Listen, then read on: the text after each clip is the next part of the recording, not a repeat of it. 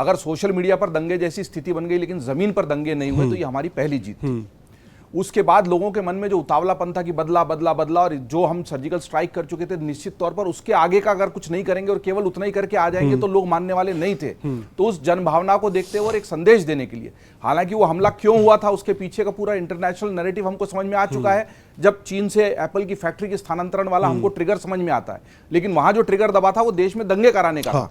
और जो 26 लोग वहां मरे थे उससे कई ज्यादा लोगों के देश में मारे जाने के लिए एक षड्यंत्र रचा जा चुका था।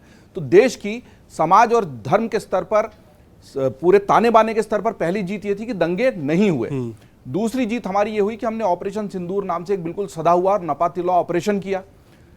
हमारी तीसरी बड़ी जीत थी सेना के शौर्य और पराक्रम की। जो हमेशा एक कहा जाता है कि युद्ध के मोर्चे पर हम हमेशा जीतते हैं और समझौते की टेबल पर हार जाते हैं, वो हमको ऐसा उस दिन जरूर लगा जब ये अचानक से घोषणा हो गई संघर्ष विराम की। उसके पीछे की जो पूरी घटनाक्रम है उस पर सभी पत्रकार साथी चर्चा कर चुके हैं, मैं उसकी विगत में नहीं जाऊंगा।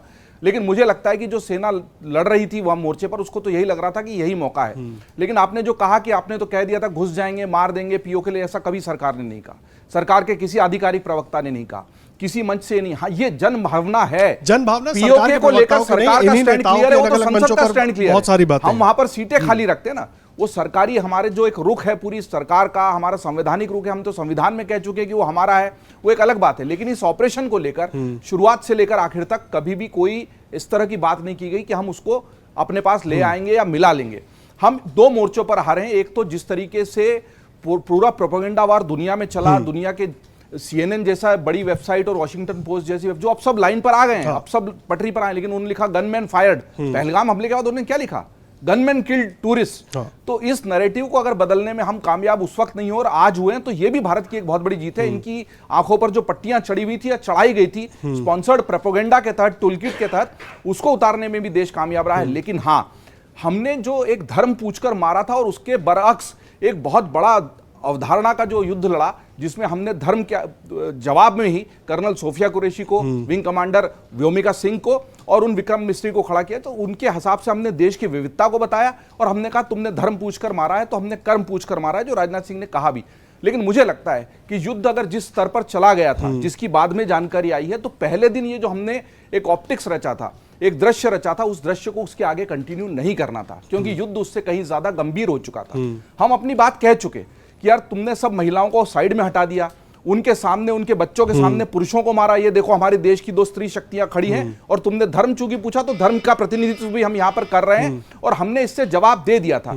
जिस तरीके की गंभीरता हमने तीनों सेनाओं के director general of military operations हमारे जो आए हैं, भारती जी आए हैं, राजीव घई आए, और उन्होंने जिस तरीके से पूरा हैंडल किया है मामला, वो शायद पहले हो जाता 2 दिन तो वो जो अवधारणा भारत में बदली है वो नहीं बदलती। हम नैरेटिव के वॉर को भी अच्छे से जीतते, लेकिन डैमेज कंट्रोल की जो कोशिशें बाद में सरकार ने शुरू की, उसके परिणाम दिख रहे हैं कि दुनिया के अखबारों में, दुनिया की वेबसाइट्स पर अब भारत की जो जीत है उसको अच्छे से किया जा रहा है। और जितना ज्यादा हमने नुकसान दुश्मन को पहुंचाया उतना तो हम बता भी नहीं पाए थे। ये देश को आज समझ में आ रहा है। और आखिरी बात कहूंगा, चूंकि मेरा इस वक्त समय पूरा हुआ, आगे कोशिश करूंगा।